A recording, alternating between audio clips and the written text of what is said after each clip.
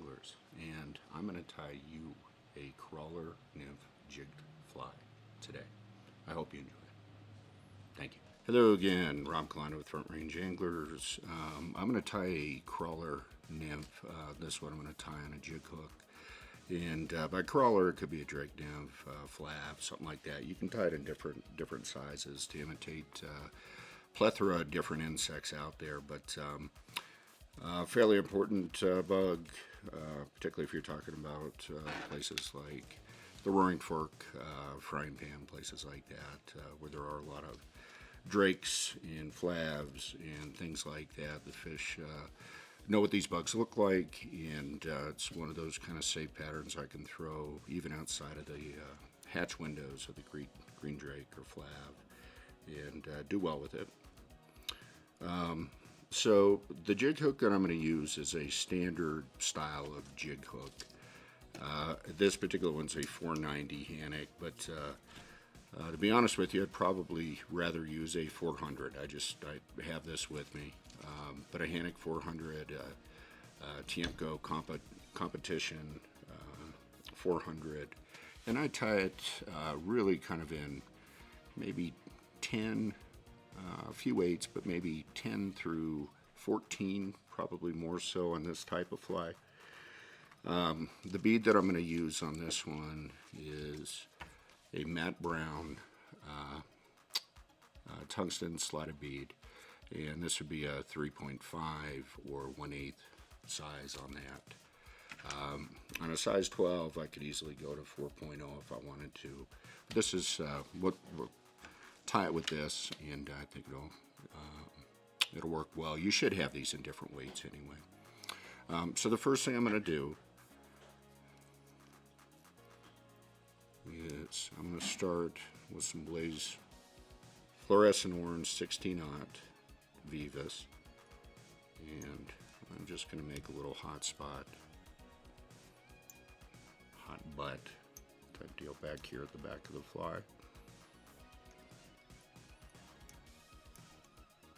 And I am going to put a couple wraps over it. I want it to have just a little bit of volume.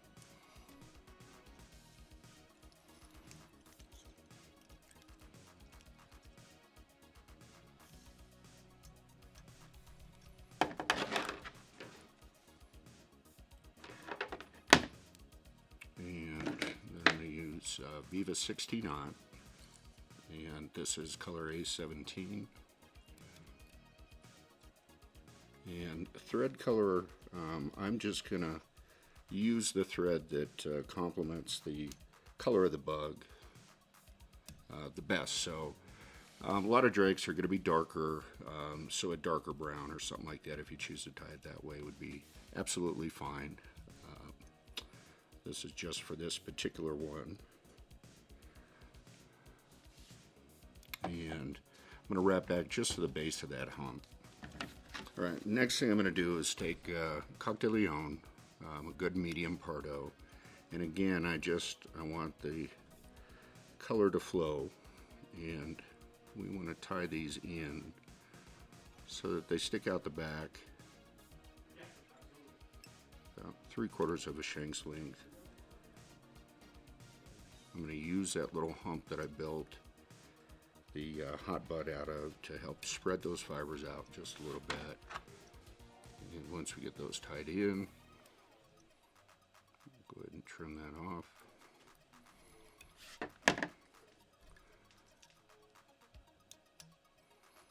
Move my thread back, and I'm going to weight the fly just a little bit. This is 0.015. You can use lead or lead free.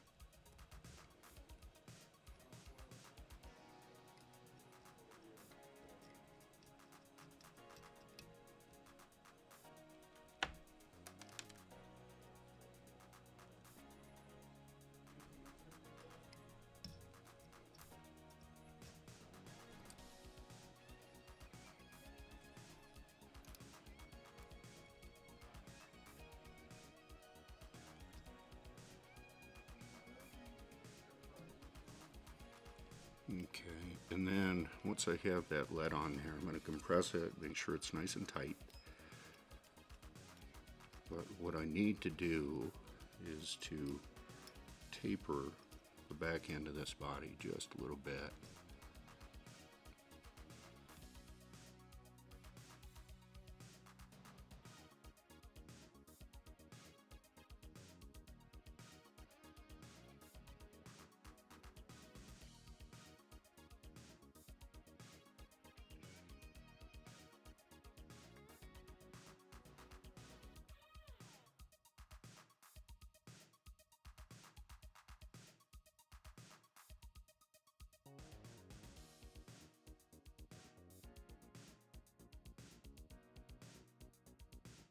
And we're talking about crawling nymphs. They are very kind of abrupt. Bodies are very much a teardrop shape without a lot of length to them. They're pretty hefty bugs. So as I'm tying this, I want that teardrop to go from the thin to thick fairly quickly. So I'm going to make sure that I beef up the body just a little bit as I get closer to the thorax. Okay. And once I have a basic shape to work with, I'm going to go ahead and wrap my thread back to the back of the body, right at the start of the tails. So I'll move the thread forward from the back of the fly, just a couple wraps, and I'm going to tie on a single strand of dark brown microlon. Use this for quite a few patterns, and I'm not folding it over the thread. I want just a single piece. Advance the thread forward again from the tail, just a couple wraps, and I'm going to take, this is 3 individual slivers of that goose, and by that I mean I'm separating 3 off the quill, pulling them off, and tying them in by the tips. Okay. Now, once I have that tied in, I'm going to go ahead and advance the thread all the way up to the thorax. I'm going to take just a little bit of Loctite.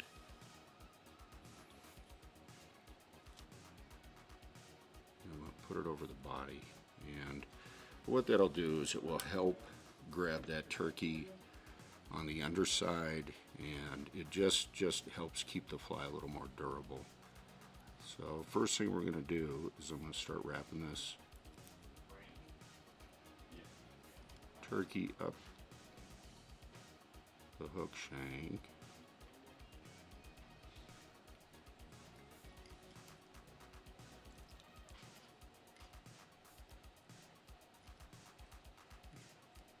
You notice I'm keeping my finger here, which makes it hard to see, but what I'm doing is as I wrap, I can keep that wrap in place.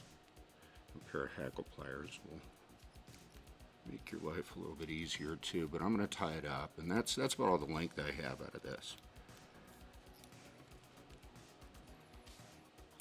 Okay, but you end up getting a nice kind of variegated body.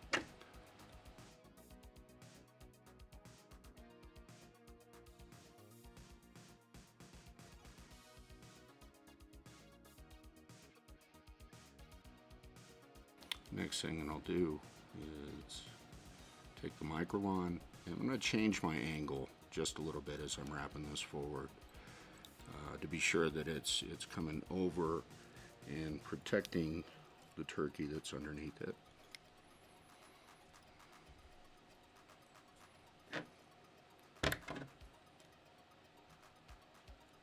Okay, so we have everything tied off here. The next thing we're going to do is we're going to build in the wing case and tie in the legs. And so we want to determine how long our thorax is going to be. And I've come back a little bit there. The first thing that we need to do is we're going to take some microlon, that same color dark brown. And I'm going to take a pretty good chunk of these, so we'll come forward just a couple wraps to give us a little bit of room. Tie this in, fold it back, and make sure it's secured.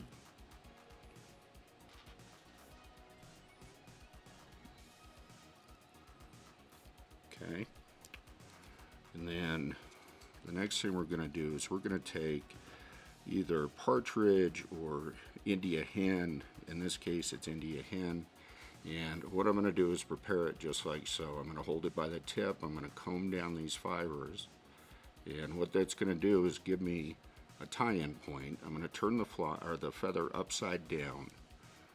And I'm going to tie it in, centered,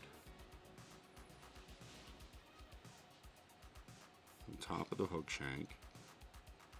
And I'm just going to wrap back. Now it's not going to be really, really durable, so you don't want to pull on it real hard as you're doing this. But go ahead and wrap it back to the rear of the thorax, or where we're going to be starting our wing case. You could certainly dub this body with something that would complement the color that we're using. I'm going to go ahead and just make a couple more wraps of turkey right through the thorax. So same thing, taking 3 fibers, tying them in by the tip, and since they're Loctite, stuff sets up pretty quick, I'm going to put just a little bit through the thorax.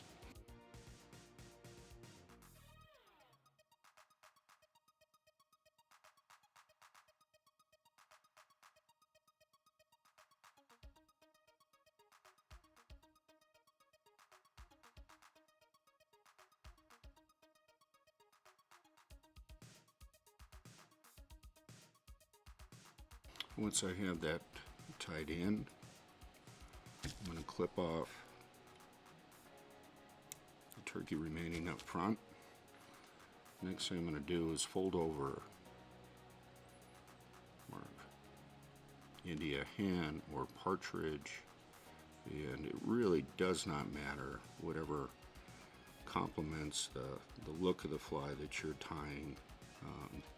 Anything in that family is going to be fine. Any kind of, and the sizing of the feather can be a little bit more important. I'm not afraid of making the legs long, but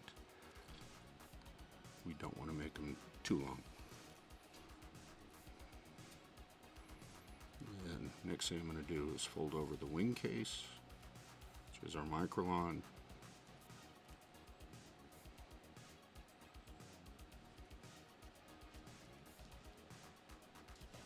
Ideally, I want to tie these in so that the wing case is fairly flat.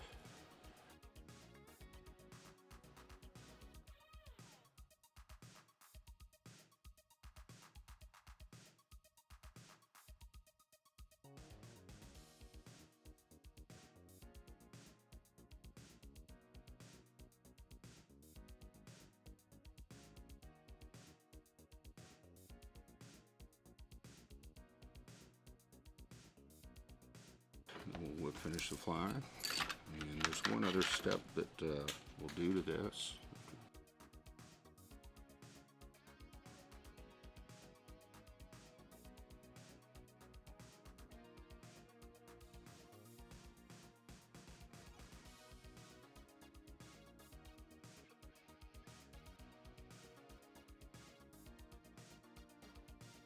Okay, and then before we put anything over the wing case, what I do like to do is just come over that lead and just flatten this whole thing out just a little bit.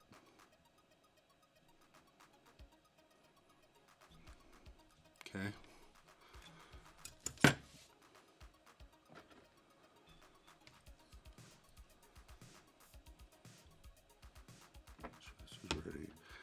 Just going to use a Solarez thin mix on this.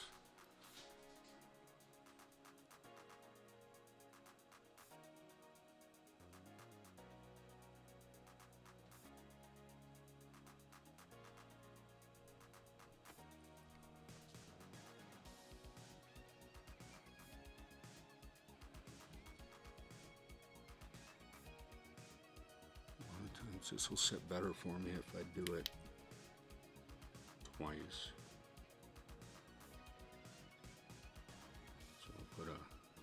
initial coat down, set it.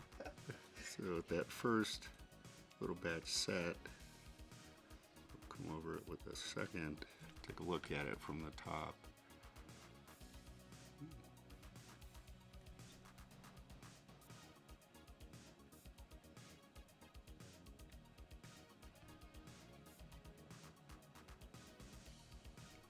Okay.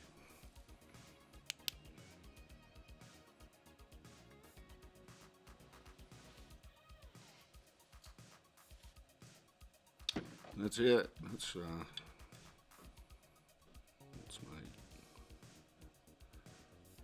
a crawler jig nymph. That it's a nice little anchor fly, especially in a lot of our freestone rivers. Not a lot of drakes in the Colorado, but it fishes great there. Roaring Fork. This is in frying pan. This is a fly that I can really use almost year round as a searching fly. So, anyways, that's it.